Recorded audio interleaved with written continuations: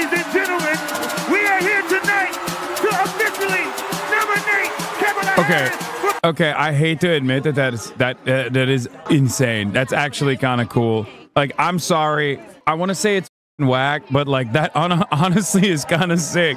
It's so stupid. It's hype. Okay, so I feel like social media influencers taking a prominent stage at the DNC is like a much larger deal by the media that also kind of feel like they're being forced out of the conversation a little bit. It doesn't bode well for my kind of coverage, even though, you know, I have a somewhat of an antagonistic relationship with outlets in general. I am hypercritical of them, but I also do give them big props every time I talk to them, whether it be talking to CNN yesterday when I was having a convo with Dhoni about the importance of mainstream outlets doing great journalism, how I have a lot of friends that are investigative reporters in these mainstream outlets doing great journalism. You know what I mean? This is a symbiotic relationship. It wouldn't work without the other side. So I do hope that they don't consider me to be someone who is just like participating in the new wave that is like basically out-competing mainstream media. I don't think we are. Then there's the New York Times.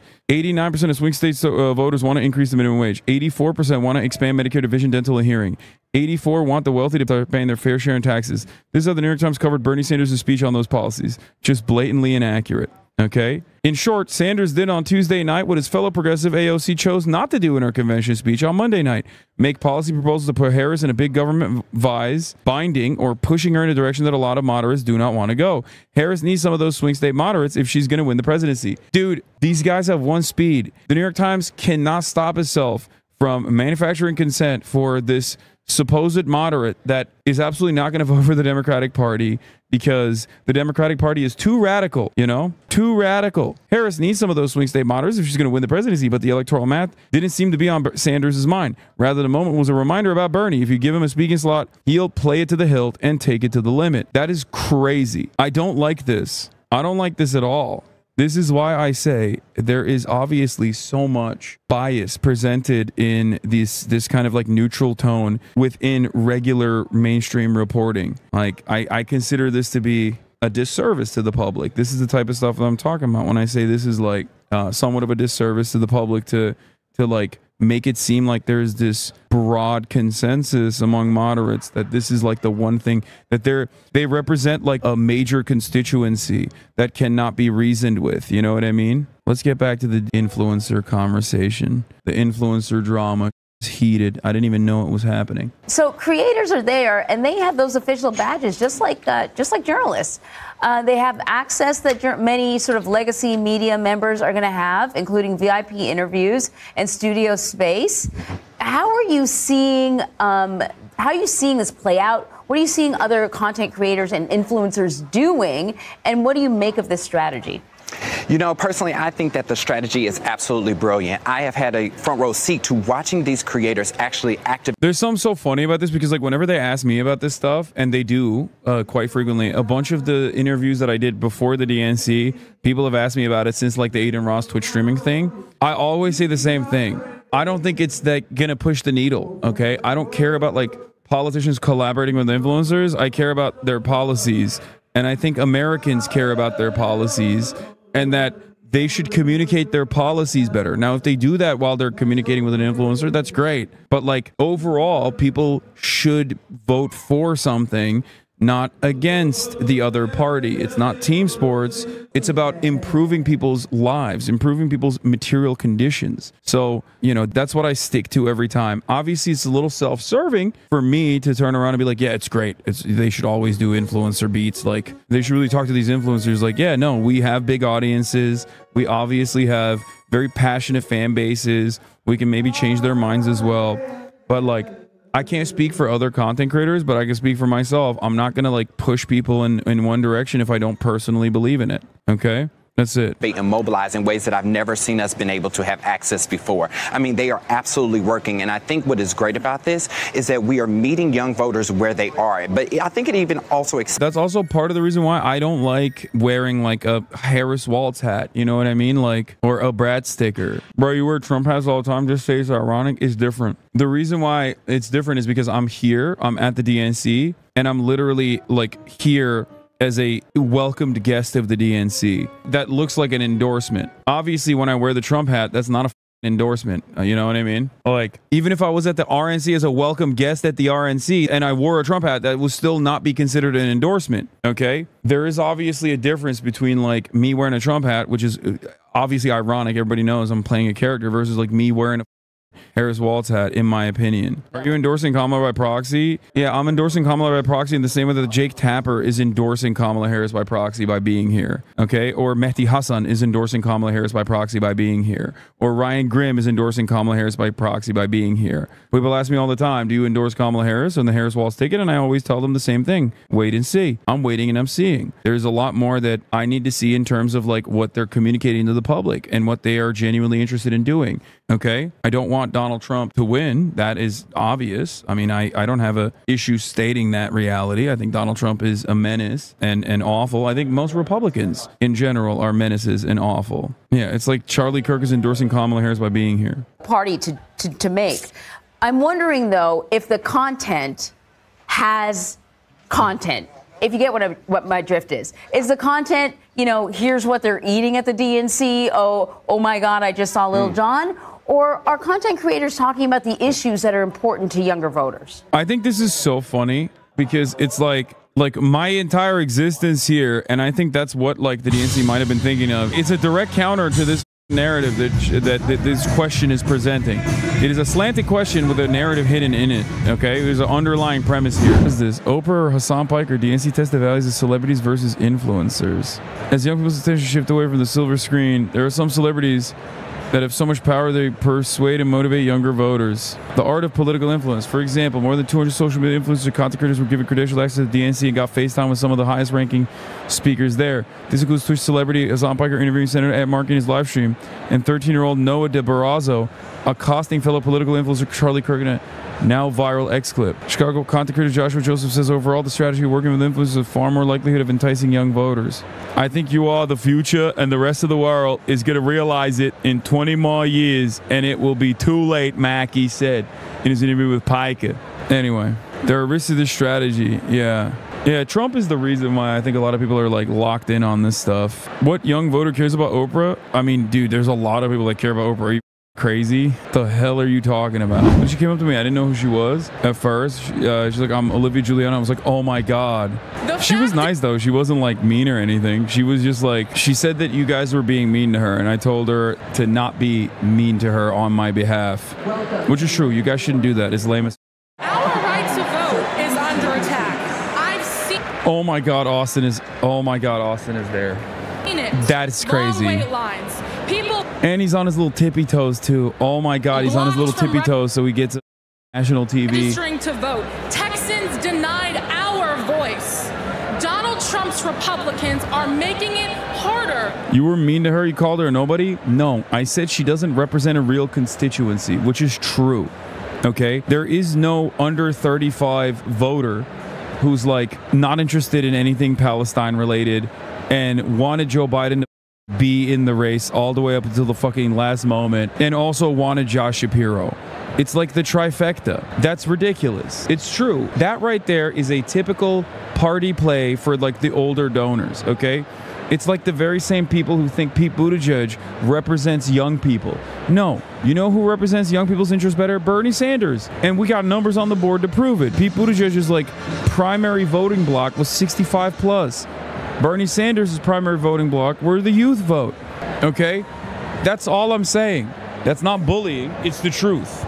People literally think like, oh, well, this person is young and she's saying things that like I want to hear as an old person. So she must be, you know, she must be, because she's young, she must be speaking on behalf of the youth. That's not the truth. For us to vote, but we won't let them get away with it. And Kamala Harris won't let them get away. Also, what is Gen Z about Austin, bro? He old as hell. But we will only be heard if we vote. As the saying goes, if you're not at the table, you're on the menu. So Gen Z. Austin is not Gen Z, chat. Don't be the Lulu, okay? That's crazy. The Harris rally at the RNC location was packed too, 15K. That's crazy. Okay, I lied. I'm watching the Lil Jon thing. AI. It's AI, folks. Lil Jon does not exist. He's not real.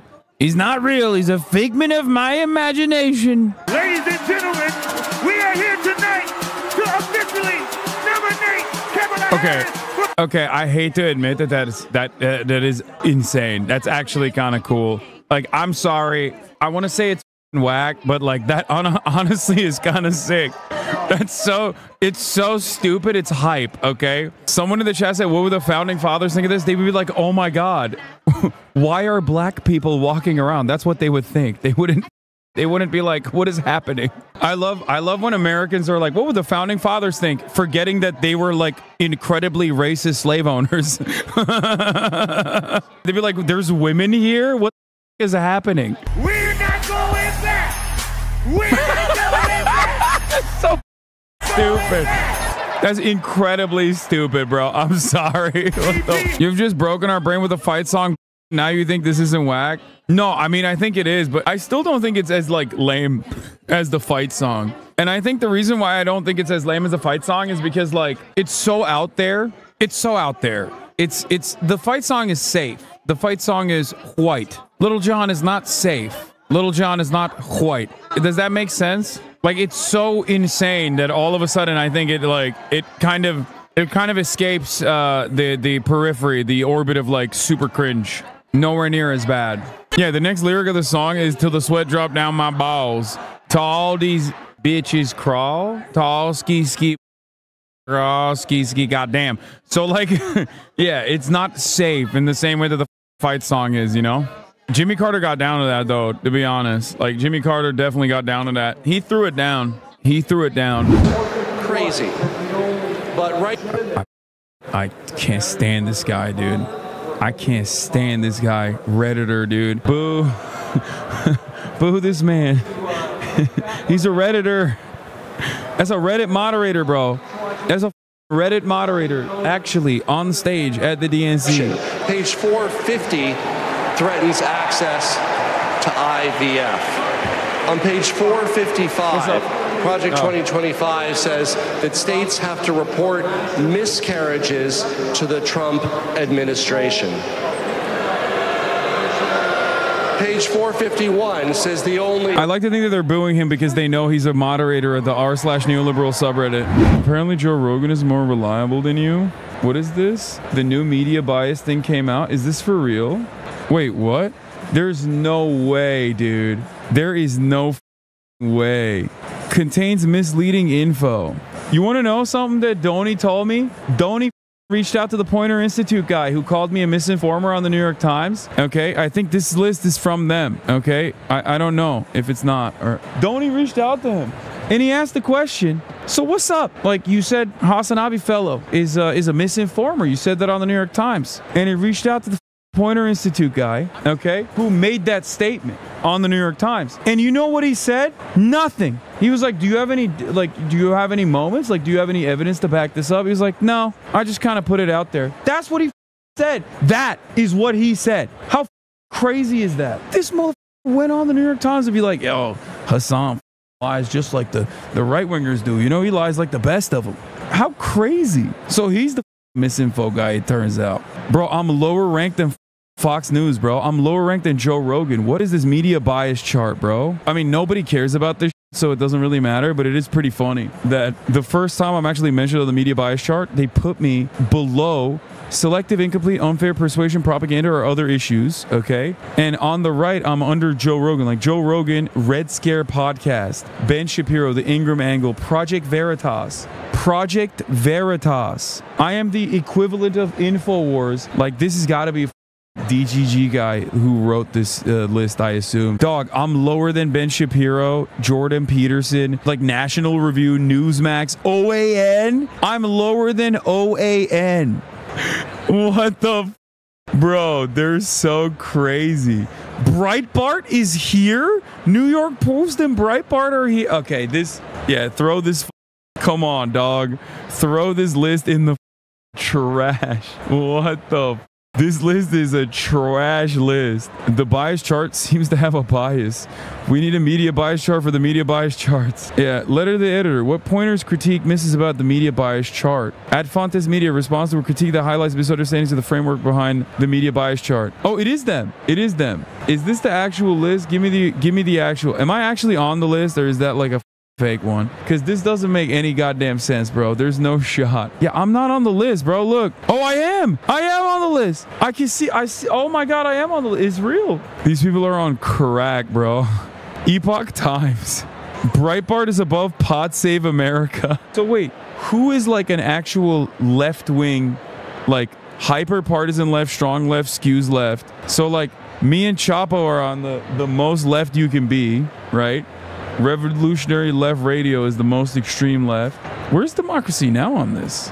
I think it's crazy that they put me below, like they're saying like InfoWars, OAN, and HasanAbi, like two sides of the same coin. I'm sorry, dude. I don't think any singular human being legitimately believes this, okay? Let me just say this. I don't think a person actually unironically goes like, Hasan, you are basically like the left-wing equivalent of Alex Jones. Like, I know that like Destiny's community tries to say that all the time, which is kind of funny because I'm literally at the DNC right now, and I have interviewed journalists and politicians who have openly been like, I'm a fan of you, and I love what you're doing. So I think that like puts it into perspective a little bit when you see so many journalists come up and be like, yeah, I love your work. Maybe that puts it into a little bit of a different framework for a lot of desperate losers online who constantly are like, yo, you're the same as Alex Jones.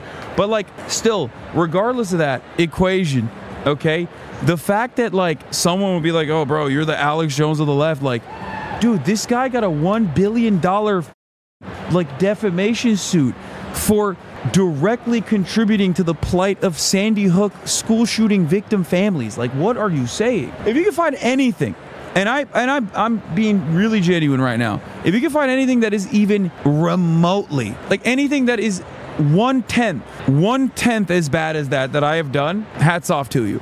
1/10, which would not put me under Alex Jones or under Breitbart, okay? Anyway, ultimately it doesn't really matter because, like I said, this is just like something that people love posting about on Twitter, but that's it. A lot of these guys aren't really aware of what you actually do, which is odd, on why they seem to have such a deep resentment yet lack any actual attachment to your content.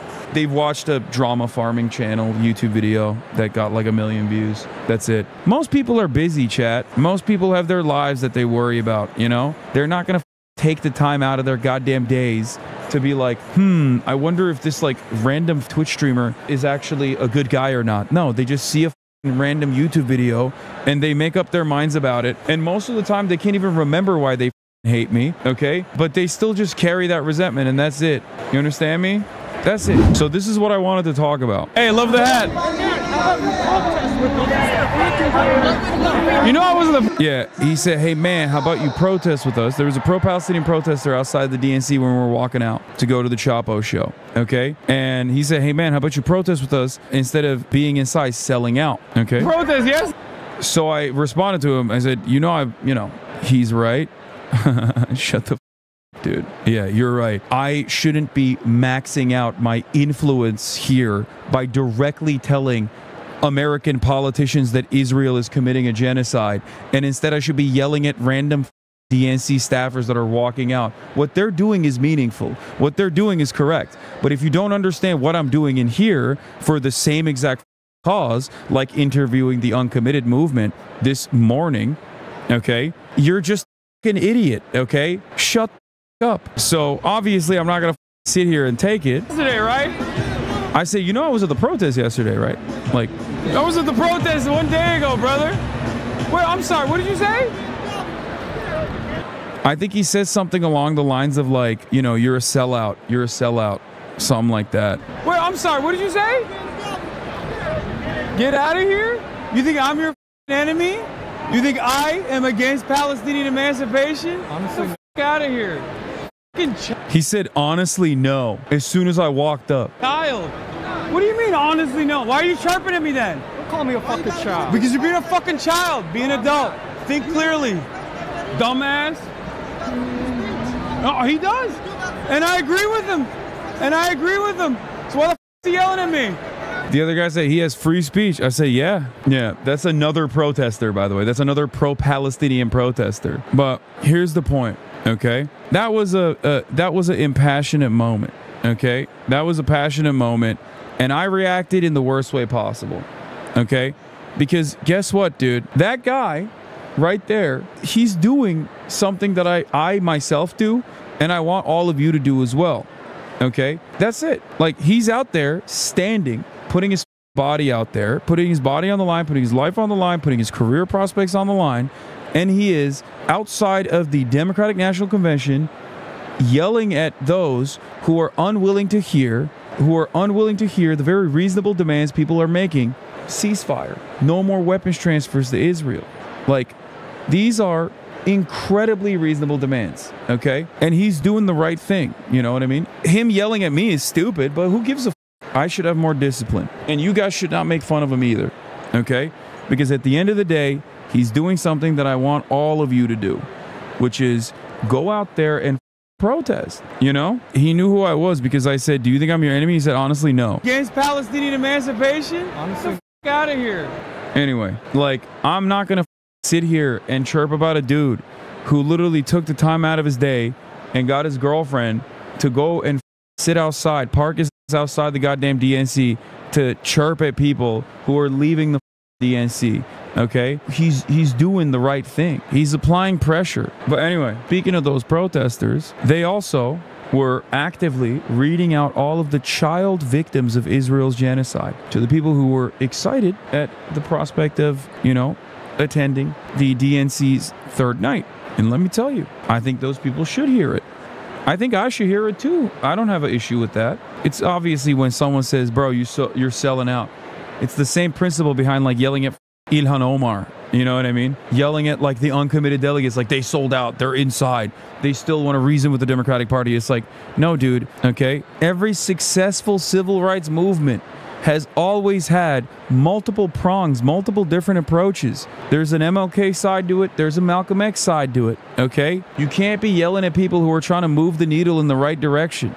You can't be yelling at people and chirping at people on Twitter when they're trying to use to the best of their ability with what they have to advance this struggle, to speak on Palestinian emancipation. You can't be chirping at those people for doing that. Iman Abdelhadi, assistant professor, sociologist, columnist in the Indies Times Mags, says successful movements have radical, progressive, and moderate flanks. We need people working inside the Democratic Party, and we need grassroots organizers, and we need protesters. Find your position and play it, but don't fight your teammates because they play a different position, you know? Some people play defense, some people play offense, someone is the goalie. You know what I mean? Imagine the goalie's like, I'm not a striker, I don't get all the glory. This guy. That's what it feels like sometimes. The way people react, you know? It's silly, and I think that at times it becomes like it's hard it's hard, especially when things seem so impossible, right? When change seems so impossible, I think people generate like a level of nihilistic sentiment, or they become more hardened in their positions and they just start saying like, oh, you're bad, you're not doing things in the way that I would want you to do things, okay? Not looking to recognize, right? Not looking to recognize that like everyone plays a different role. So yeah, it's something to remember. Anyway, this is the other part of the protesters that I was going to talk about here. Like people that are leaving the DNC, just like making faces. These are all the people under the age of 18 that were murdered by Israel that they were reading out the names of.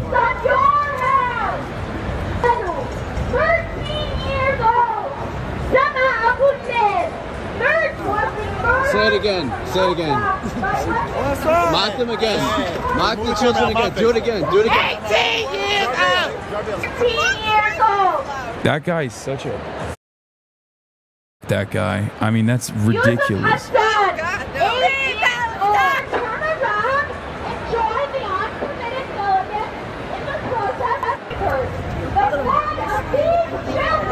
Yeah, that's crazy. That one is like, I mean, all of these guys are demons, but like that, especially that dude. Oh my God, dude. Like, are you For real? Again. Mock them again. Mock the children again. Do it again. Do it again. 18 years out. Like, he thought that was, bro, he thought that was good. Like, he thought that was like a, like a normal thing to do. She did the meme. I know. Yeah, bro. People need to just shut the up, right? People just need to shut the up, right? They just like, they shouldn't bring this up at all. That's what you're saying. When you say things like, oh, they're too loud. It's like, okay, what are they supposed to do? What are people supposed to do? Yeah, Muslim Women for Harris have pulled support over the Palestinian DNC speaker controversy. I think it's Jews for Harris, or is it Jewish Women for Harris? Or Jews for Harris have also put out a statement demanding that a Palestinian American speak. Like, these are vetted speakers, by the way. These are vetted speakers, okay? These are not like random people. These are people that are working in the Democratic Party. These are people that have worked in the Democratic Party their whole lives. It's so This is crazy. Reporters are being briefed, it seems, that the DNC accepted Dem State Rep Rua for Georgia as a Palestinian speaker for tonight on the stage, but Uncommitted Movement turned her down. That is simply not true. It's a lie, being told, I assume, by DNC spinners now on the defensive. Uncommitted are the ones who pitched her.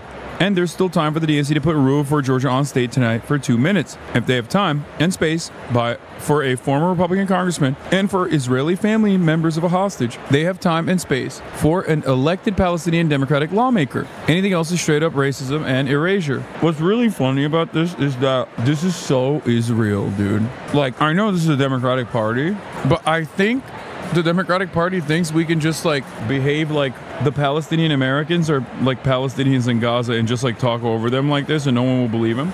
Like, this ain't Israel, dog. You can't be doing that. The Uncommitted Movement's X account has been restricted. What are they doing, bro? Twitter just restricted the Uncommitted Movement's account. Watch Pelosi dodge questions from Zateos Prem Tucker about the exclusion of Palestinian voices at the DNC. I'm a Jewish American, and I would really love to see a Palestinian American speak from the floor, speak from the stage about the suffering of their experience in Gaza. Would you like to see a Palestinian American speak from the stage?